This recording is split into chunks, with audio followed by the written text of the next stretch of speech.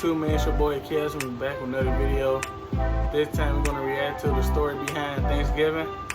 I don't know. Before I even watch this video, I already know what they can talk about. Before we even get to this video, make sure to subscribe, like, comment. You already know, man. We finna do this shit every day. I'm grinding, you already know. Thanks for the support. Keep supporting me. I appreciate what y'all did. You know, just keep supporting me. I appreciate it, man. Let's get to the video. First Thanksgiving. American schools generally teach a conventional story about the meeting of pilgrims and Indians that finished with an amazing dinner. The end. But there's more to the tale. This video will explain the events around the first Thanksgiving and how it's not the image ingrained in tradition. At the start of the 17th century, southern New England was home to a variety of busy communities within several confederations. These were the people of the first light, and they called their home the Dawnland. Political leaders were known as sachems and had been trading with Europeans for over 100 years before the Pilgrims. Relations soured only after deceitful Europeans kidnapped locals to sell as slaves. Permanent European settlement was impossible due to the already high population. They ain't shooting at his But in 1616, tradesmen introduced a disease to the Dawnland, whose inhabitants died in droves from the lack of immunity. In 3 years, up to 90% were wiped out in several confederations, including the Wampanoag. Their head sachem, Massasoit, was aware of how close they were to being subjugated by their unafflicted enemy, the Narragansett. He was determined to save his people from such a fate. This was the political world the Pilgrims were about to enter. The Pilgrims were not called Pilgrims by their contemporaries. They were known as Separatists, a branch of the English Puritans.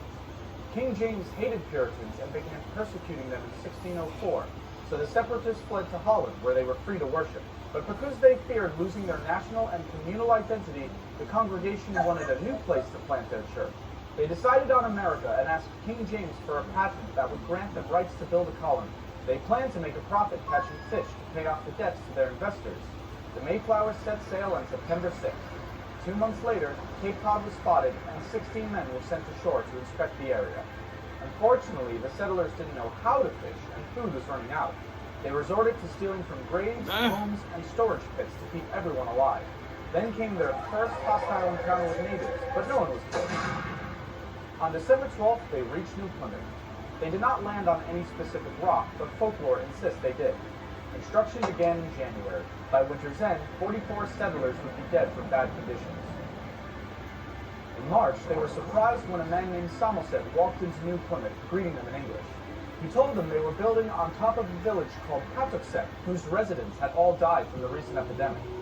It belonged to the Wampanoag, and their chief, Massasoit, was watching. The settlers were eager to trade, so 5 days later, Samoset returned with furs and companions, including Tisquanto. Known famously as Squanto, he had come to tell them in perfect English that Massasoit had arrived. After years of dealing with Englishmen, the Sachem did not trust the newcomers. Edward Winslow was sent to be a hostage and declared the settlers' peaceful intentions. Bro, look at Satisfied, Massasoit walked into New Plymouth and was regally greeted by the government. A peace treaty was created, ensuring mutual protection if attacked by enemies. With the help of Squanto, New Plymouth settlers began to fare better.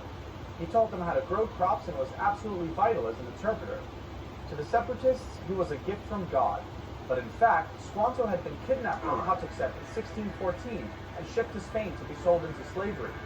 He ended up in London at the home of a merchant who taught him English and arranged for Squanto's return to the Dawnland in 1619. So it's on Patuxet was now gone, wiped away by the epidemic. Massasoit took him in with suspicion because of his years abroad, but needed a translator to parley with the newcomers. He eventually sent his warrior Hobamo to live among the settlers and keep an eye on Squanto. By fall, the settlers had a bountiful harvest and a feast was held to celebrate.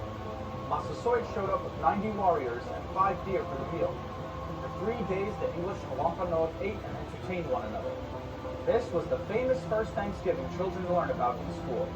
However, the word Thanksgiving would not have been used by these settlers to denote a harvest feast. For Puritans, a day of Thanksgiving was a day of fasting while giving thanks to God in prayer. But the story of Pilgrims and Indians does not end here.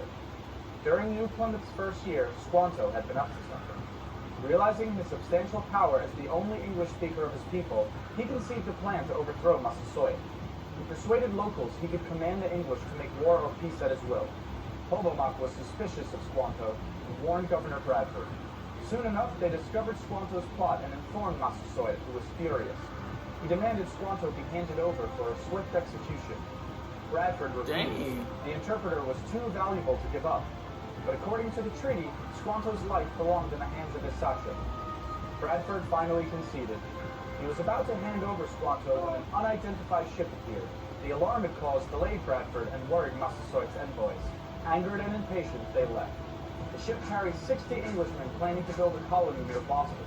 They abused the Massachusetts locals, initiating a conspiracy to kill the colonists. Warned about the plot, New Plymouth's leaders launched a preemptive strike to save their impudent countrymen. It brought peace for a time. In that time, more Puritan settlers arrived, soon outnumbering the natives.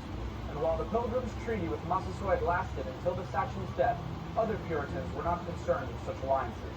Their fanatic religious principles ensured no peace between the two cultures. Long it is. To Puritans, Native Americans were the other, wild, savage, godless. With such an ideology, the outcome was inevitable. If they did not convert to Christianity and surrender their cultural identity, they had to be eliminated. The first Thanksgiving was a brief moment of harmony between two worlds, but sadly it was short-lived.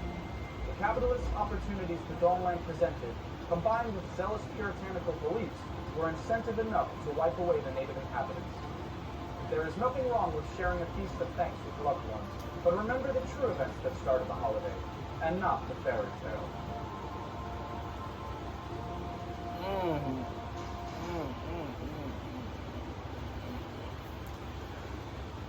What y'all think about this video? You know, comment what y'all think about this video. Comment, should I react to more videos of these? You know, if you're new, subscribe. If you like this video, give it a like. You already know, man. We do this shit every day. My opinion, I don't know how to feel about this video. I like hearing interesting stuff though, so I'm gonna do a lot more of these because, you know, I learn new stuff every day, son. That do with the video, man. Make sure you know it's your boy Kev, and I'm out.